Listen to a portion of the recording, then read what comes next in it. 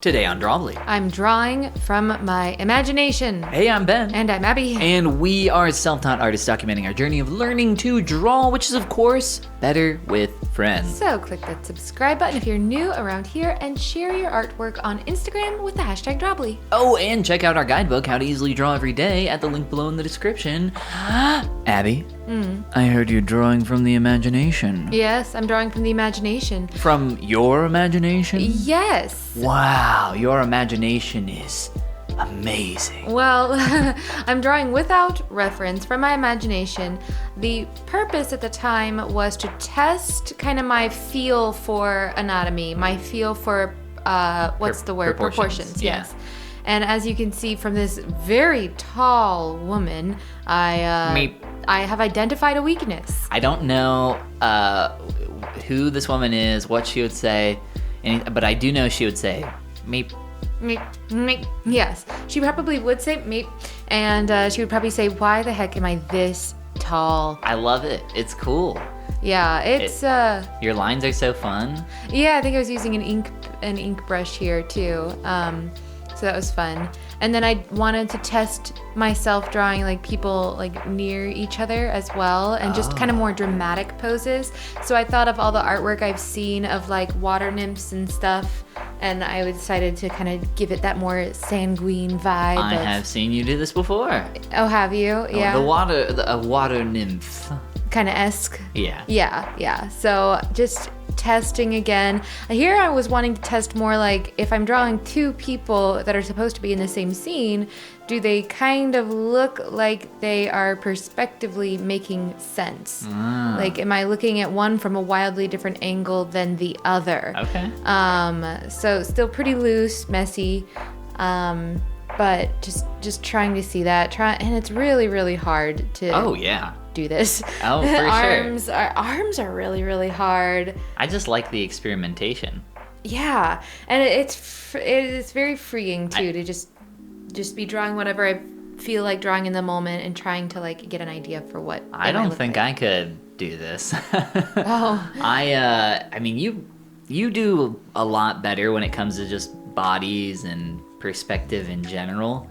So, I don't know. I got my work cut out for me. I need to catch up to Abby. But see, your sketches are so good that when you do get there, you're going to be just unstoppable, because once you add like the ability to, and not that I have this ability. I mean, these are all still pretty wildly misproportioned and misaligned in many ways, but I'm just saying once you do get there, you're going to be like so unstoppable. Very cool. Unstoppable. I love Yes. that last sketch. The face was so cool. Yeah, I do love to sketch the face and not add a whole lot of detail. Once I try to add detail to a sketched face like that, it typically loses a fair amount of its charm, just because my brain isn't filling in the details anymore. It's me, and it's not as appealing. Well, I just like, I mean, a big part of your process, and because of that style, is just kind of very loosely drawing lines. Like, it's hard to, like, look at the chest right now. You're just like, zoop, zoop, zoop. Like, quick line here, quick line there. And you're like, I'll make sense of that later. Or maybe I won't. Or maybe I won't. Maybe I'm just trying to get an idea of a little bit of volume here to, like, build off of. Yeah, that's what it's like. You're creating the basic idea of something. Yeah. It's been a long time since I've heard you say that, where you're like, I'm not drawing the thing, I'm drawing the idea of the thing. I'm drawing the best. I can picture how this looks when it's done right. I can't do that, so here's my best approximation of something done correctly. And look at that hand. You're just like, look at these circles. Those are fingers now. Boom. Yeah, boom. Fingers. Wow. Yes. So this was done in the same sitting as those other ladies. We were out at a local new place we were trying called, what's that place called? The Post near us. It was a nice space for drawing. A little girl named, what was her name? It was like a French name. She was maybe like 8 years old, and she sold us some of her artwork. Oh yeah, this little girl came up to us and was like, hey, I'm selling artwork. And we're like, oh, of course we want to buy your artwork. And I think she wanted like She wanted $8. $8? Okay. I regretfully only had a single dollar We bill. had $1, but she was willing. She was willing to part with accept The $1 for the artwork. Yes, and I was so delighted to even have $1 because I was so excited to purchase from her. Obviously, by the way, this is with reference. It's just a little throwaway, like, warm-up sketch that I was doing one day before drawing, but I threw it in here because I thought this particular JPEG was interesting, and I thought somebody else might too. That's cool. Yeah. And by the way, the drawing was of a tree, exactly how you would imagine a child drawing a tree. Yes, so, a tree and masterpiece. a few bugs, and the bugs were what drew me to her artwork. It was very good. Yes. It was very good. Oh, I like what we got going on here. More imagination, more just, here's an eye, here's the eye that goes with it. I liked leaving the eyebrows very loose. I love doing like the little circles on the cheeks like you do. I think those are so fun and cute. So when you started sketching the face, like when you start sketching, are you thinking about the angle you want the face to be at? Are you, like, what are you thinking? I mean, I think I definitely knew I wanted front facing in this one. Okay. I knew I wanted kind of wide set eyes, a higher forehead. I wanted the hair to look kind of thinner on top like that, just to give it kind of this aesthetic that I've seen in the past and enjoyed. A quick coat of paint just to see what color might look like on top of a piece like this.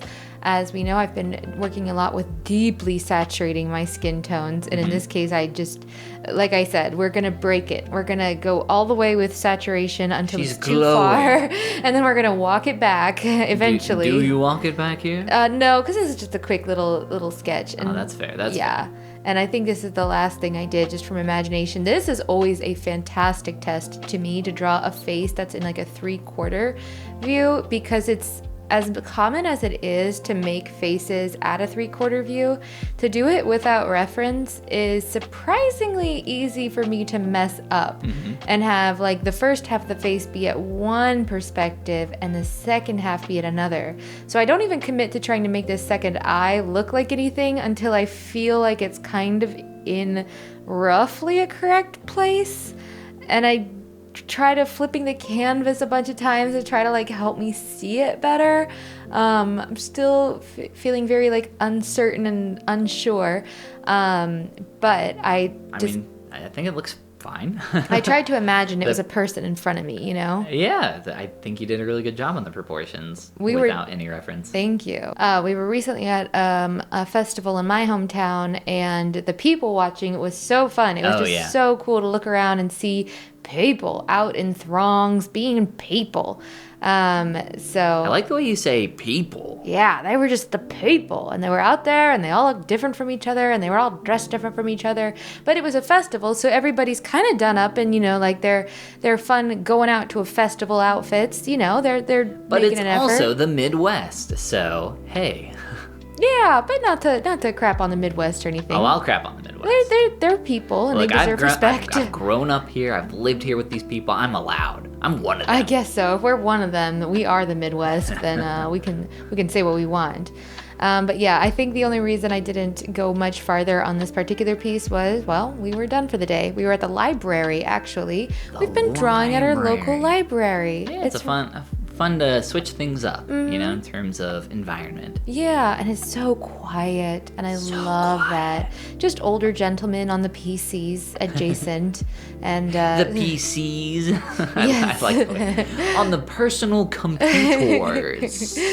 I thought I might even try to give this girl like a pose in perspective, and I got started on it before we had to leave, and then I never went back to finish it because we were gonna. I gotta say, this one is really impressive for just being from your imagination. The face or everything about it, but in particular the face. Yeah. Thank you.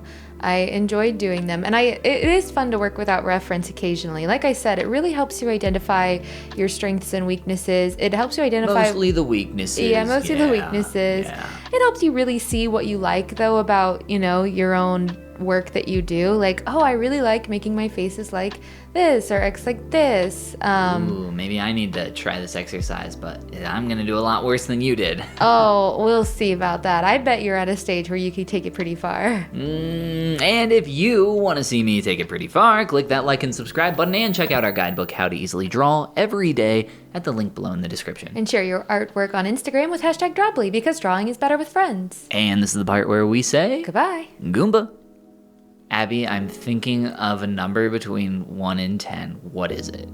Everybody always says 7. 4. Ugh. 7 is the most statistically settled upon number. That sounds like it's made up.